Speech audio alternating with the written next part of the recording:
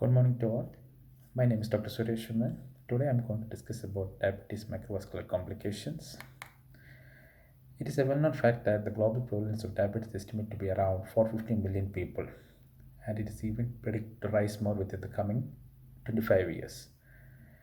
About 193 million diabetics remain undiagnosed, predisposing them to the development of long-term complications caused by chronic hyperglycemia. Some of the major macrovascular complications of diabetes include coronary artery disease, stroke, and peripheral artery disease, affecting major blood vessels of the heart, brain, and peripheral artery system, respectively.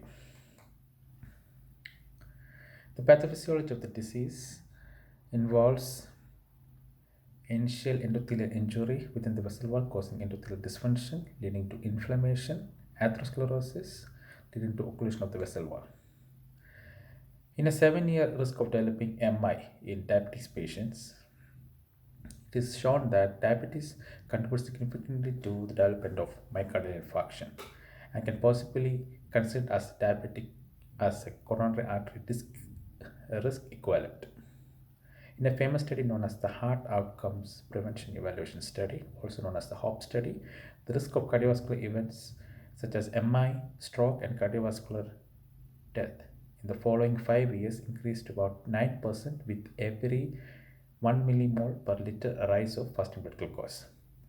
Diabetes patients who undergo percutaneous coronary intervention has a 3-year risk of developing reocclusion and MI recurrence as compared to the non-diabetics. Diabetic patients who undergo coronary artery bypass graft surgery has significant higher operating mortality rate when compared to non-diabetics. In a study known as the United Kingdom Prospectus Diabetes Study, also known as the UKPDS study, demonstrated that strict glycemic control helps to decrease microvascular complication, and it is not true for macrovascular complications. And it is similar and it is true for two other trials, which are the advanced trial and the Veterans Affairs Diabetes trial. In a famous study known as the Interstock study, which is a case control study done in 22 countries among the diabetes, it demonstrated a 35% increase in stroke risk among the patients. And diabetic patients who are admitted in acute stroke unit has a higher risk of death or functional dependency. Peripheral artery disease is a common macrovascular complication in patients with diabetes. The German epidemiological trial on ankle brachial index, also known as the GETABI study, demonstrated that among patients who are 65 years and older and diabetics have a twofold higher risk of developing peripheral artery disease and also 2.5-fold higher risk of developing intermittent claudication as the presenting symptom. In patients diagnosed with peripheral artery disease, the risk of developing ischemic ulceration is increased by about 20% in the coming 10 years. It is also known that decreased ankle brachial index or the ABI index has been shown to be an independent risk factor for coronary artery disease. Now, due to the latest advancement in management, the risk of major macrovascular complications has significantly decreased over the years, which is shown in Wikipedia study. And it has shown that the 10-year risk for coronary artery disease among diabetic patients was 21% in the period 1999, which has significantly decreased to 16% in the year 2007. This is also true with stroke patients.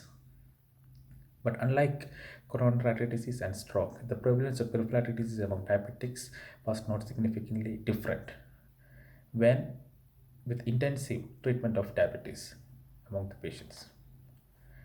A very important study known as the ACCORD study, also known as the Action to Control Cardiovascular Risk in Diabetes, which randomized patients between two groups. One is the intensive therapy group, which has a targeted HbA1c of 6%, and a standard therapy group, which has a HbA1c between 7 to 7.9%.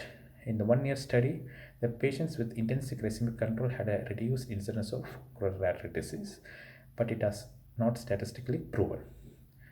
Moreover, the mortality among these patients has increased because of increased events of hyperglycemia. when compared to standard therapy.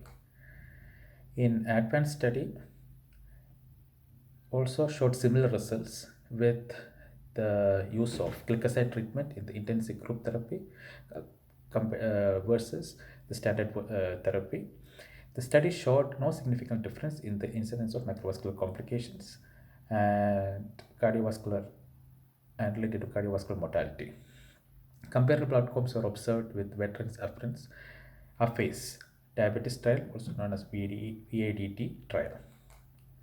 So all these studies, the ACCORD, the ADVANCE, and the Veterans trial showed us that the intensive glycemic control alone is not enough to prevent macrovascular complications.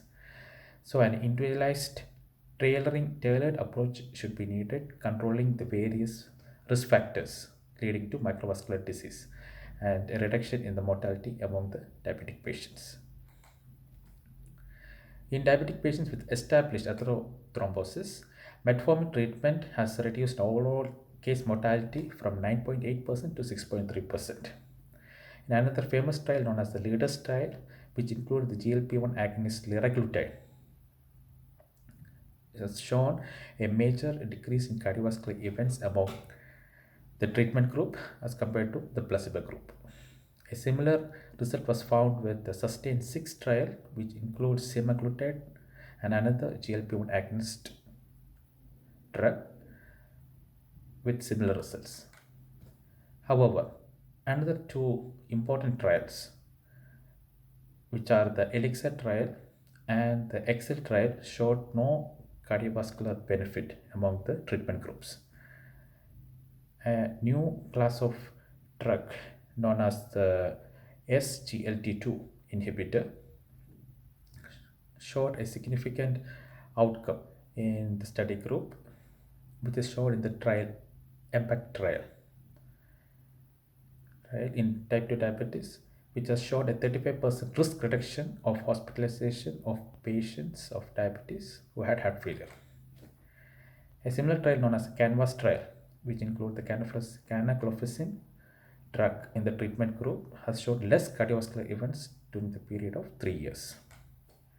In summary, what I like to stress is diabetes predisposes patients to develop macrovascular complications through a complex mechanism. The intensive glycemic control alone might not reduce mortality or reduce cardiovascular events in patients. So a global approach is needed to reduce the risk factors in the form of lifestyle modifications, decrease hyperglycemia, and treating various cardiovascular risk factors. The target of blood glucose control should be tailored according to the individual needs. With introduction of antidiabetic agents such as SGLT2 inhibitors and GLP-1 receptor agonists, there is decreased mortality in patients with type 2 diabetes without the increased risk of hypoglycemia. Thank you.